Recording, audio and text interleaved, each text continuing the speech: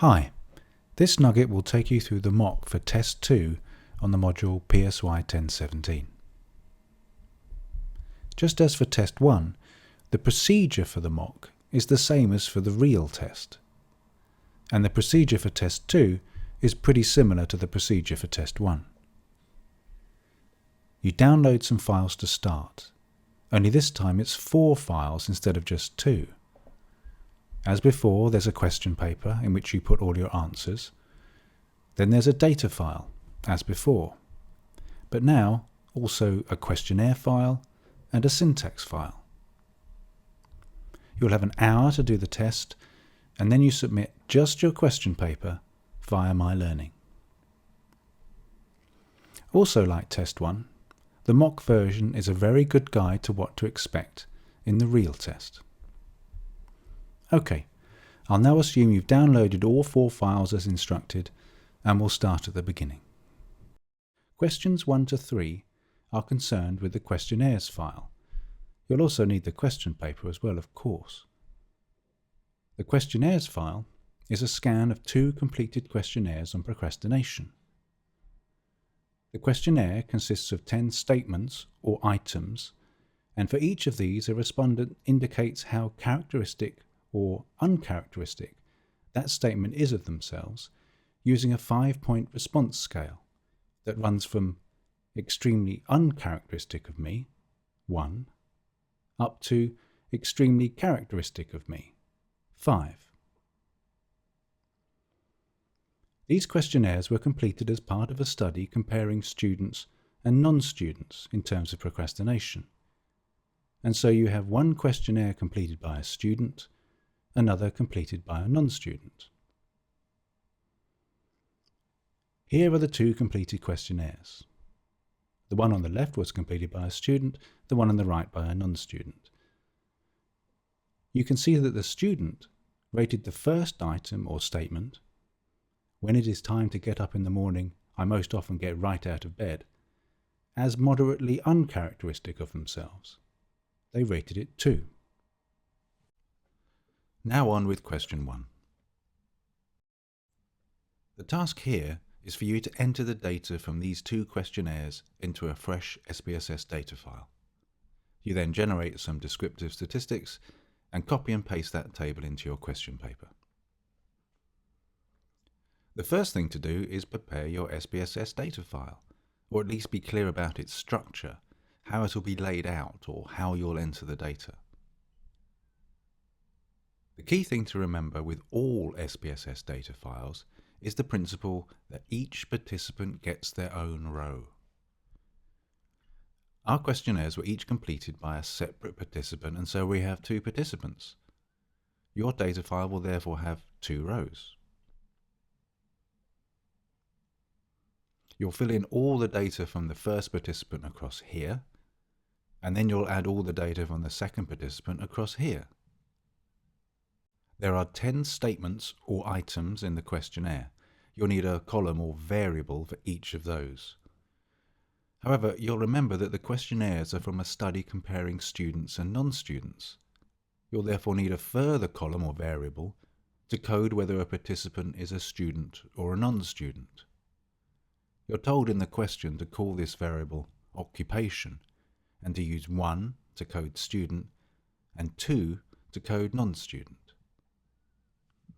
This means you'll have 11 variables in total. It's best to name your variables in the data file before you put any data in, so switch to variable view. Now remember that each variable is a column in data view, but is a row in variable view. We'll use the first variable to code for occupation, i.e. student or non-student, and so we'll name that occupation. The next variable will be for the first item of the questionnaire. You're told in the question to call this pro01. The next variable after that will be for the second item, and we'll name that pro02. And so on, up to pro10. OK, back to data view to enter some data. Let's take the questionnaire completed by the student first. Remember, we're using 1 to code for student, and so we enter a 1 in that first variable, occupation. We then simply work across the row, entering the responses to each of the items in turn. You might recall that this respondent gave an answer of moderately uncharacteristic for the first item. This corresponds to a 2, and so we entered 2 for that variable, pro01. They gave a rating of moderately characteristic, i.e. a 4 for item 2, and so we enter a 4 for variable pro02. Just carry on across the same row until you've entered the responses for all 10 items. Then you just go through the same process for the other questionnaire, entering all that data in the second row, and using a 2 in the occupation variable to code the fact that it was a non-student. When you've finished, your data file should look like this. Okay, now you need to generate the table of descriptive statistics. Probably the easiest way to do this is by going to the Analyze menu, and then Descriptive Statistics, and then Descriptives. Select all of the variables from the list on the left, and move them into the box on the right, and then click OK. The table that appears in your output file should look like this, and it is this table that you need to copy and paste into your question paper. Now don't forget to save your question paper. You should save after every question, or even more frequently than that, and save your data file and output files as well. Now question 2. This question is all about reversing certain items. You then generate some descriptives and copy and paste your new table into the question paper.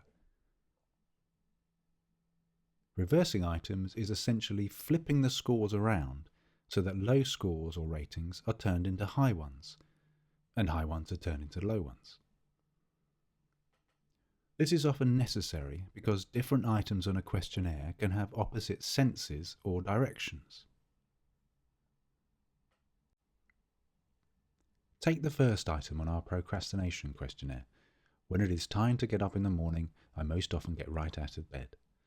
This has the sense or direction that saying it is uncharacteristic of yourself is consistent with greater procrastination.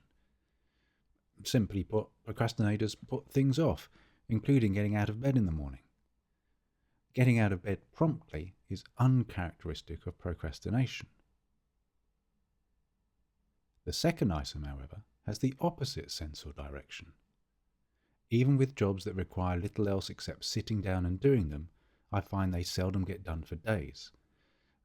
This time, saying this is characteristic of yourself is consistent with greater procrastination.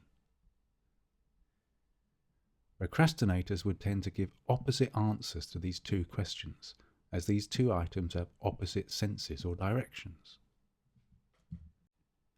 This creates an issue when you translate responses into numbers and start adding them up to get a total or a mean score. You want an uncharacteristic response to item 1 to score as high for procrastination as the characteristic response to item 2.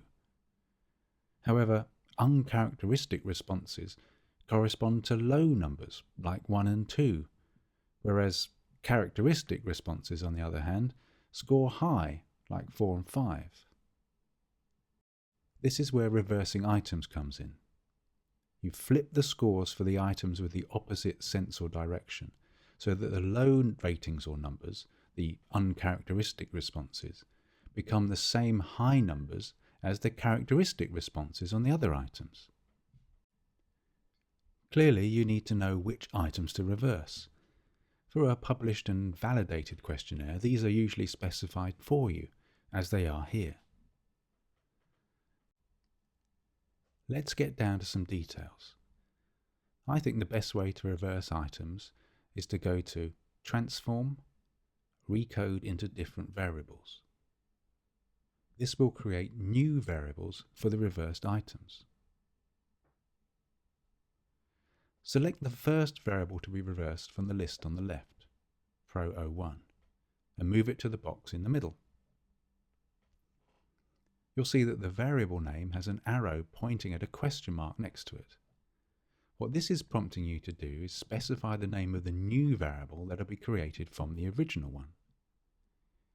You give this name in the box under Output Variable on the right. I'd start the name of the new variable with that of the original variable, but stick _r at the end. Once you've done this, click the Change button and you'll see that what's shown in the middle box has changed. The arrow from the original variable now points to the new name that you've just entered. Now do the same thing for the next item to be reversed, Pro03. And then do it for the other 3 variables to be reversed so that your dialog box looks like this. Okay, so far we've just said which variables we want to recode and what the names of the new variables will be. Now we need to specify how we want the scores to be recoded or reversed. Click on the Old and New Values button. On the left-hand side, under Old Value, enter a 1 where it says Value. Then, where it says New Value on the right, enter 5. Click on the Add button and you'll see a line in the box with an arrow pointing from a 1 to a 5, i.e. you just specified that you want to change 1s into 5s. Now do the same for 2s to 4s, 4s to 2s, and 5s to 1s. And don't forget to do 3s to 3s. That last one might seem unnecessary, but if you don't do it, any 3s will become blanks. Click Continue when you're done to take you back to the main dialog box, and then click OK. If you now go to your data file, you'll see 5 new variables on the far right-hand side. These are the variables you just created that contain the reversed scores for the items with opposite senses or directions. Now just generate some descriptives for these new variables, as the question requires. Your table should look like this. Then copy and paste your table into your question paper. Now on to question 3. This is about using SPSS to compute a mean procrastination score for each respondent based on all 10 items from the questionnaire. An important thing to remember is to use the reversed scores for items with the opposite sense. That is, use the reversed versions of items 1, 3, 5, 7 and 9.